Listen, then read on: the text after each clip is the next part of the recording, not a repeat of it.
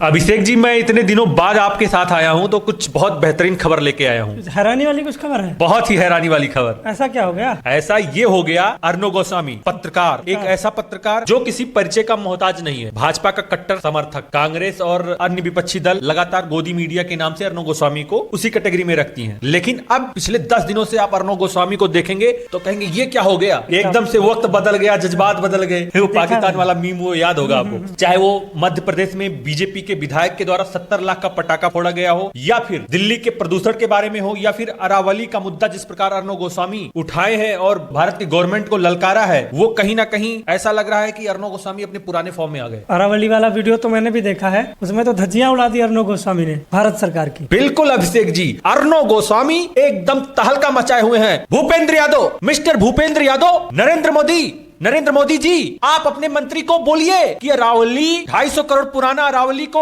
आप यूं ही नहीं खत्म कर सकते। बोलिए प्रधानमंत्री जी, बोलिए, आपके मंत्री जी को समझाइए कि आप अरावली यूं ही नहीं खत्म कर सकते। मैं पूछता हूं सवाल भारत सरकार से, दिल्ली का प्रदूषण कब खत्म होगा भाई? आपने बड़े बड़े वादे किए थे अपने चुनावी वादों में, और जब हकीकत की बारी आई तो आप बोल रहे हैं 8-10 महीने में ये चीज नहीं हो सकता। ऐसे नहीं काम चलेगा रेखा गुप्ता जी, ऐसे नहीं काम चलेगा। आपको जनता का जवाबदेही होना पड़ेगा। क्या संदेश देना चाहते हो आप जनता को? आपके विधायक 70 लाख का पटाखा 10 मिनट के अंदर फोड़ देते हैं। यही करप्शन लेस इंडिया है, यही भारत का निर्माण कर रही है भारतीय जनता पार्टी और नरेंद्र मोदी जी। ऐसे सवाल पूछे जा रहे हैं अर्णव गोस्वामी के द्वारा भारतीय जनता पार्टी और भारत की सरकार से। सीधे प्राइम मिनिस्टर और पर्यावरण मंत्री भूपेंद्र यादव जी से डायरेक्टली सवाल अर्णव गोस्वामी कर रहे हैं, और उस अंदाज में कर रहे हैं कि कोई भी भाव विभोर हो जाए। और यही नहीं अभिषेक जी, जो गोदी मीडिया बांग्लादेश में हो रहे हिंदुओं पर अत्याचार के खिलाफ थोड़ा भी आवाज नहीं उठा रहा है, अर्णव गोस्वामी ने नरेंद्र मोदी सरकार को घेरा है कि आप लोग हिंदुत्व के नाम पे सत्ता पे आए हैं, बांग्लादेश में हो रहे हिंदुओं के अत्याचार के खिलाफ आप क्या कदम उठाए हैं? लगता है ये सरकार बनाम अर्णव गोस्वामी हो जाएगा अभी। लेकिन मीडिया पे ये भी कहा जा रहा है कि बीजेपी की तरफ से इनको पेमेंट नहीं पहुंचा है। देखिए, ये मजाकिया अंदाज लोगों का है कि अचानक क्यों पलट गए, तो ऐसा बहुत से लोग बोल रहे हैं कि हो सकता है टाइम से पेमेंट ना पहुंचा हो, लेकिन ये सब एक दूसरा